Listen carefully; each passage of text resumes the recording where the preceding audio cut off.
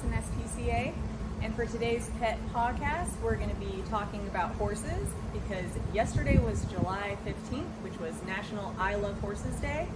For me as the manager, I do feel like this is something that we celebrate every day at the Houston SPCA, but today in particular, we're going to be answering some of the questions that you guys have about horses over here at the Houston SPCA barn. Could you tell us how many horses are at the Houston SPCA right now? Yes, so right now at the Houston SPCA, we only have 25 horses.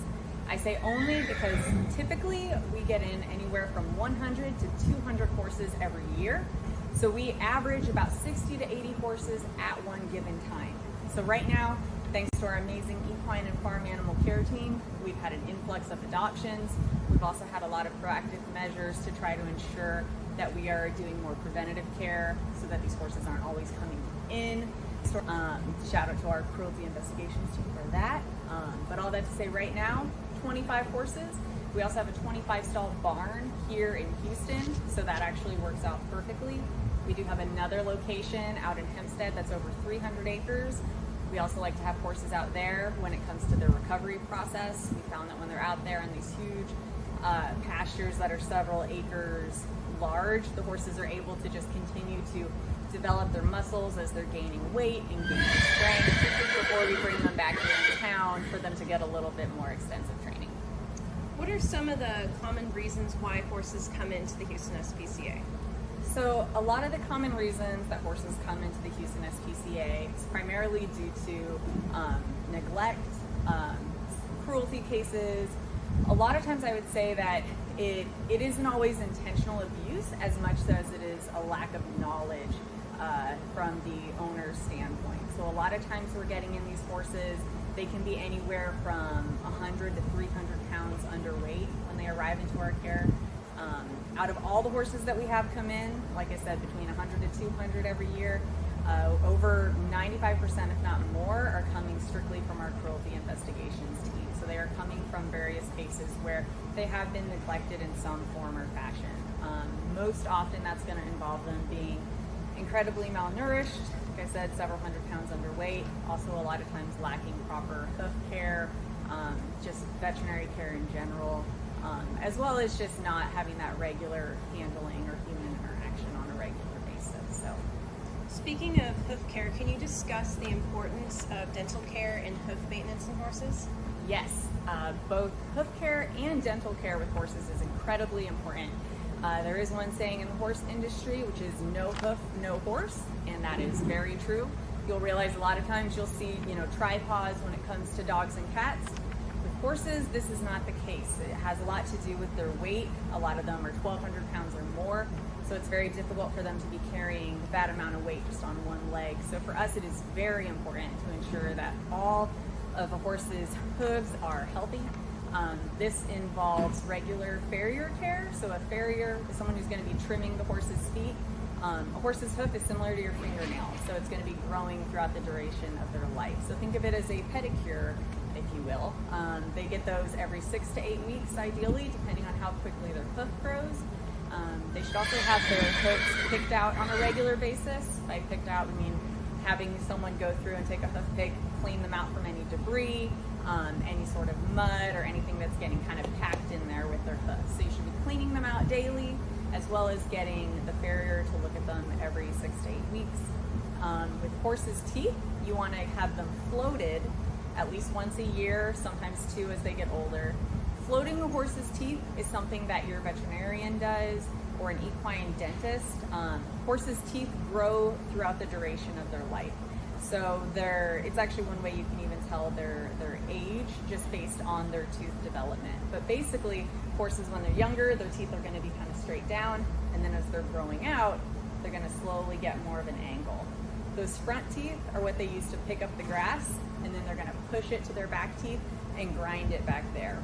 So if you're not getting a horse's teeth floated, which in essence is almost like filing them down, that sounds horrible, not as bad as it sounds, but you're almost wanting to remove the sharp points from those teeth. So you can imagine if a horse's back teeth are growing throughout their whole life, if they're not lined up straight and you start getting some angles and what we call sharp points on the side, as the horse is trying to chew and basically grind up any grass that they're grazing on, they can actually start cutting the inside of their mouth, which can be very uncomfortable and then discourage them from even wanting to eat and graze on a regular basis. So one of the reasons that you're wanting your horse's teeth floated regularly is just so that your veterinarian can go in there and make sure that everything is just nice and smooth and that your horse is comfortable and able to eat properly. All that to say, horses' feet and teeth are one of the most important things about them. Just like with you, eating and walking are very helpful when it comes to being alive. What are the basic needs of a horse in terms of shelter, food, and exercise? So basic needs for a horse when it comes to shelter, feed, and exercise. There can be a lot of answers to this. I think a lot of times we as people want just like a cut and dry answer.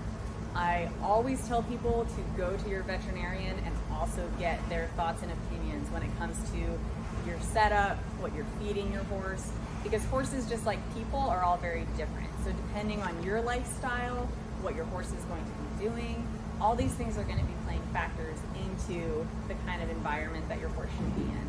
As a general rule of thumb, we usually go for about 1 acre per one horse at a minimum. So if you think about it, horses in the wild, they're basically made to be out there grazing 24/7. So having a space where they're able to really move around, graze on some grass, keep moving, helps their digestive tract and everything as well. That is very ideal. A lot of places you might not have that specifically, but there's a lot of boarding facilities which will have different options, whether it is a stall for you to keep them in, pasture turnout, paddock space. So there's a lot of variables that can go into what your individual horse will need. But just knowing that ideally at least 1 acre per horse. When it comes to shelter, trees and everything are great when we're out there, but they don't suffice when it comes to especially the kind of weather we get here in Houston. So you're wanting something that's more of a shed setup where you're at least able to get away from the wind and also away from any of the rain. So a lot of times we recommend having some sort of shelter that's in place with at least 3 sides and of course a top as well. And same thing with the feed. It can really vary on the horse, just like with people. There's some people that might not need to eat very much to really get through the day. And then there's some people, like if you're a cross-country runner and you're in college, you're probably going to be consuming way more calories than, Joe Schmo in the office is every day. So it's very similar with horses as well. Some of them are going to need a much more calorie-dense diet, while other ones might need something a little bit less, just based on their individual needs. What does regular veterinary care look like for horses? Regular veterinary care with horses can look very different depending on your horse. You want your horse to at least see a vet once a year when it comes to getting their vaccines, getting their teeth floated, just your general checkup. Oftentimes, though, you're going to find that you might have to call your veterinarian for other things as well. Whether you have a horse that's colicking, which is something very common in horses. It's similar to a stomach ache with people, but it can mean a vast array of things, just like a stomach ache with you can mean a lot of different things. So you can also call your vet for those sorts of cases as well, but you need to plan on at least 1 vet visit every year, just when it comes to their basic vaccines and their dental, and just any sort of blood work, Coggins tests, things like that. What is the typical process of intaking a horse at the Houston SPCA? So our typical process for intaking horses here at the Houston SPCA is pretty extensive. We have our cruelty investigators that will bring in the horse that we'll be looking at. Our first steps are usually getting a weight on the animal.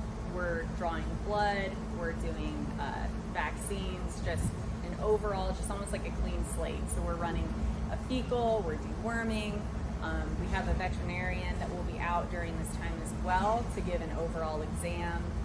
We submit a lot of different blood work, so like CBC and chem and these kind of things. Once we've established that baseline when they first come in and we have all that entered in our records, that's when we start focusing on getting them physically healthy, which is oftentimes our refeeding program. So we're focusing more on starting with small amounts of alfalfa hay.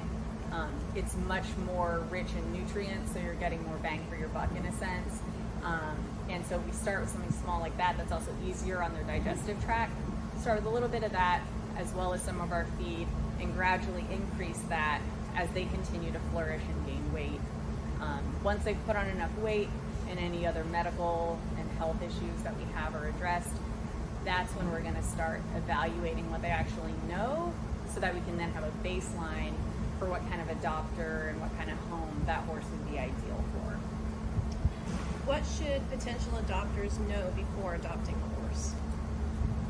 What potential adopters should know before adopting a horse. If it is someone who has never owned a horse before, I always try to stress with them that the cheapest part of adopting a horse is adopting the horse. It doesn't matter if you are paying $50 for the horse or $50,000 for the horse. The cheapest part of horse ownership is that initial purchase. So having that awareness going into it and having that expectation of, this isn't just something that's going to be a lawnmower and keep my grass mowed and I won't have to put any money into it. Horse fees can be very expensive. So going into it with an expectation of this is going to be a long-term commitment, not just with my time, but also with my finances. A lot of times I also encourage first-time horse owners to really do their research first, and not just do the research online, but actually go and get the experience and get their hands dirty. It's always great if you decide to volunteer at the Houston SPCA horse barns, who get the full experience of what it's like to really take after your horse on a daily basis. You can also lease horses, and that way you're kind of getting that experience of horse ownership before just jumping into it. So I always recommend people do their research first. For those who are already into the horse industry and they consider themselves to be in the intermediate or advanced stage of their horsemanship journey, a lot of times I want to let these particular horse people know that when it comes to adopting, it's actually a much better option than a lot of people realize. Within the horse industry, a lot of times when people go to purchase a horse, it almost has the same reputation of a used car salesman in a sense. You go into it with an expectation that you might get taken advantage of, people might be dishonest with you, they might not tell you the full truth about the horse's medical history or behavior issues. Here at the Houston SPCA, we pride ourselves in transparency. What role do volunteers play in the care and rehabilitation of horses? Volunteers here at the Houston SPCA play an invaluable role when it comes to helping these horses in their recovery journey. A volunteer over at the horse barn, they really come in knowing that they're going to get their hands dirty, and they're a part of the whole process. A lot of times they're coming in the morning and they're working alongside our team members, cleaning stalls, cleaning outside paddocks, putting out hay nets, really just being a part of the day-to-day routine of the barn here at the Houston SPCA. Could you show us some of the paddock areas? I would love to show you some of the paddock areas. So you can see over here, we have our beautiful barn that we were just in, and then out here with our paddocks, we have different spaces for the horses, just depending on who gets along with who. Once again, just like with people, sometimes you get along better with some than others, so we kind of base which horse is in which paddock on that. With these outside paddocks, it's a space where the horses can move around, graze on the hay nets that they have over there, and just kind of continue to develop to the point where they're able to also be at our Hempstead location, which, like I said, is much larger and they have a lot more freedom out there as well. So with the volunteers and with our team members, oftentimes they're out here helping clean the paddocks to ensure that they're really immaculate for the horses that are in them. This also includes cleaning and filling up water troughs. There's what we call hay nets in the distance, which you can see is tied underneath the shelter. A lot of times we find that it's just this never-ending process of just refilling hay net after hay net. Like I said, a lot of these horses, they come in very emaciated, so as they're putting on that weight, they really enjoy eating. So a lot of our job is really just keep feeding them, keep filling up, and then cleaning up after them as well. So.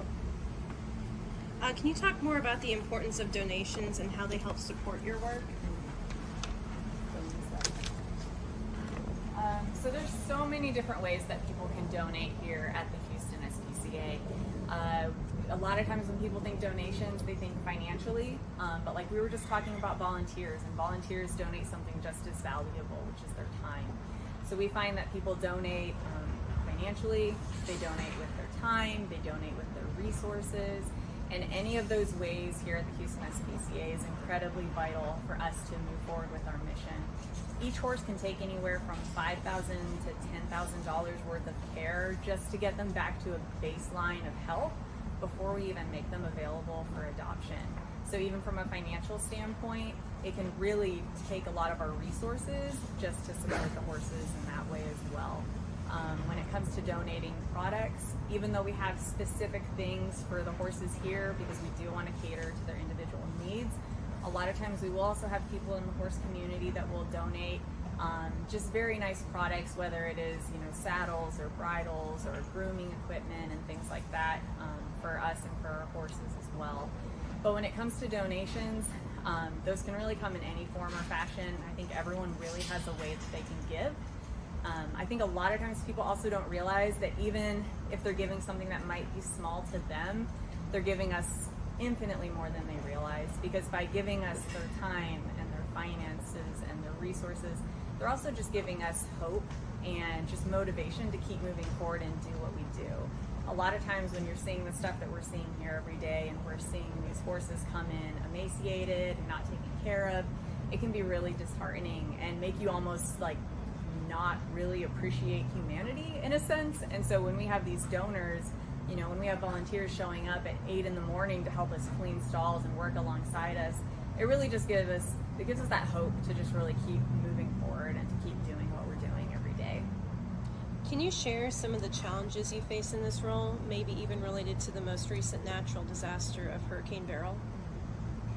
So there's a lot of challenges when it comes to working in animal welfare in general, and especially over here at the Houston SPCA, just on a daily basis.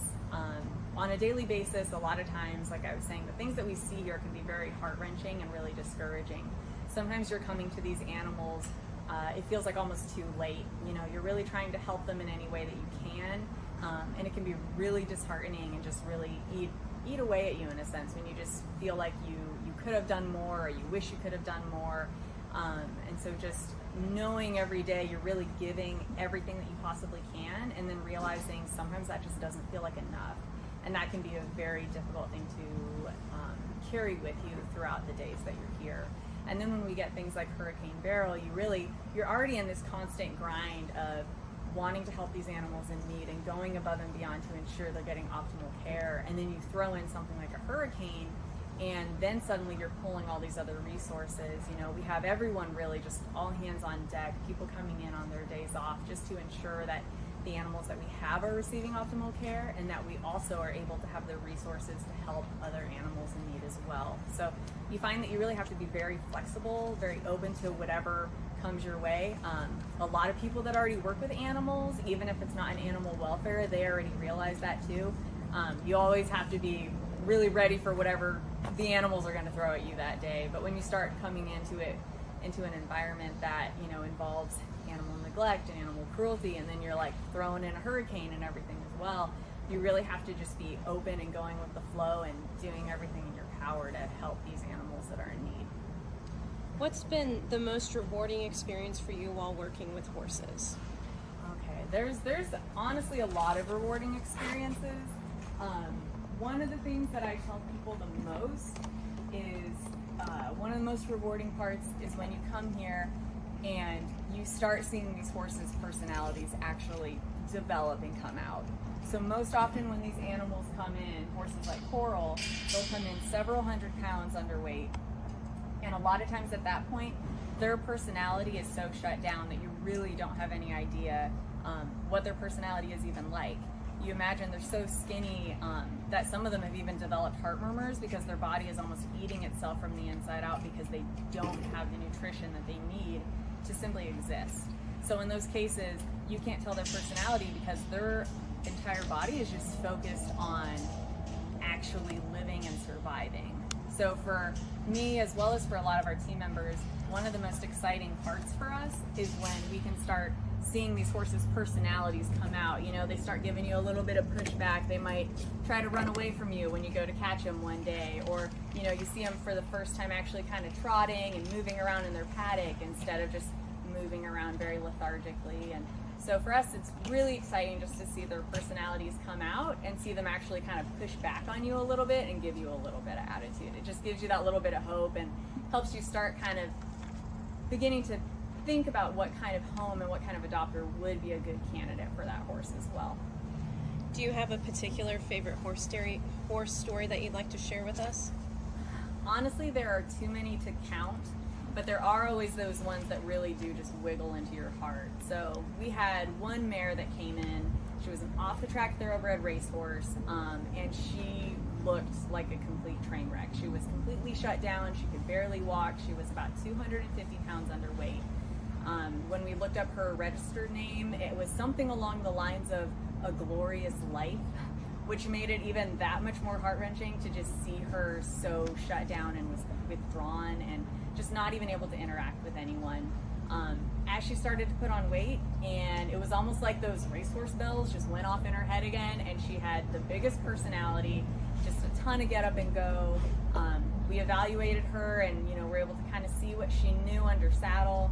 And at that point, she was also one that was just a bit of a firecracker, and she ended up getting adopted into a home that didn't just take her and do pleasure riding or trail riding, but they actually took her and did more active competitions and show jumping. And it was really exciting to see her really live up to her name, A Glorious Life, in a sense, seeing where she came in compared to when she left.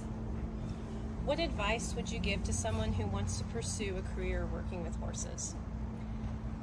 So anyone who is interested in pursuing a career with horses, for starters, I would just say do it. I think a lot of times people don't know where to start, and really anywhere is a great place to start. So if it's something that you're passionate about, just get your foot in the door, whether it is, volunteering or helping out in different places. There's so many different ways to work within the equine industry.